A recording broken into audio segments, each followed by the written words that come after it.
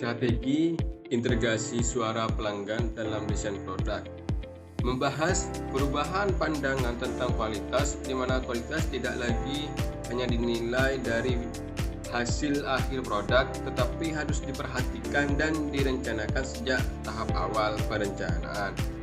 Masalah utama yang sering terjadi adalah adanya perbedaan besar antara apa yang diinginkan pelanggan dengan produk yang dihasilkan perusahaan. Solusi yang ditawarkan adalah menggabungkan metode voice of customer untuk menampung keinginan pelanggan dan quality intention development untuk menerjemahkannya. Tujuannya adalah mengubah kebutuhan yang hasil samar menjadi ketentuan teknis yang jelas dan bisa diukur. Penerapan ini bermanfaat memangkas waktu pembuatan produk hingga 30-50% dan menghemat biaya akibat perbaikan ulang. Slide yang kedua yaitu konsep dasar QFD dan rumah kualitas. Menjelaskan definisi QFD sebagai metode terstruktur untuk mengubah keinginan pelanggan menjadi standar dan syarat teknis yang harus dipenuhi. Metode ini didasari 3 prinsip utama, selalu mengutamakan keinginan pelanggan, melibatkan kerjasama antar bagian dalam perusahaan, serta menjamin efisiensi untuk dan biaya. Alat utama yang digunakan disebut rumah kualitas, yang memiliki bagian-bagian khusus. Sisi kiri bersifat daftar keinginan pelanggan, sisi atas bersifat karakteristik teknik produk, bagian tengah menunjukkan beberapa kuat hubungan keduanya.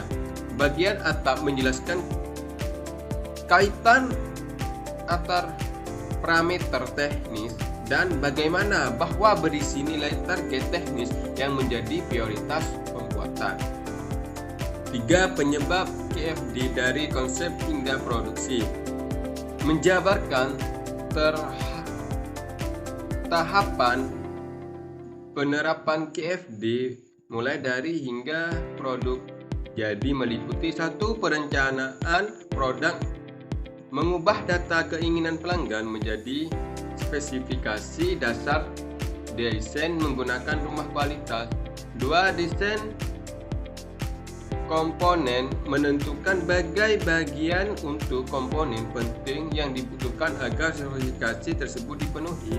3. Perencanaan proses, penetapan cara, langkah kerja dan aturan pembuatan yang tepat. 4. Kendali produksi, menyusun panduan kerja standar pengecekan dan pengendalian mutu harian. Intinya, informasi keinginan pelanggan tetap dijaga dan menjadi acuan hingga ke proses produksi akhir. Penerapan audit mutu dalam menjamin validitas QFD. Menjelaskan fungsi audit mutu untuk memeriksa apakah penerapan QFD sudah berjalan sesuai prosedur dan memenuhi standar ISO.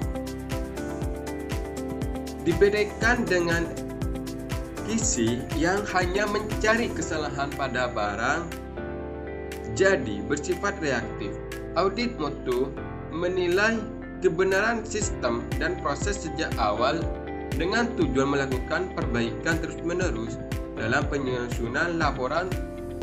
Tujuan audit digunakan rumus pelapor menyatakan apa yang tidak sesuai, di mana masalah ditemukan.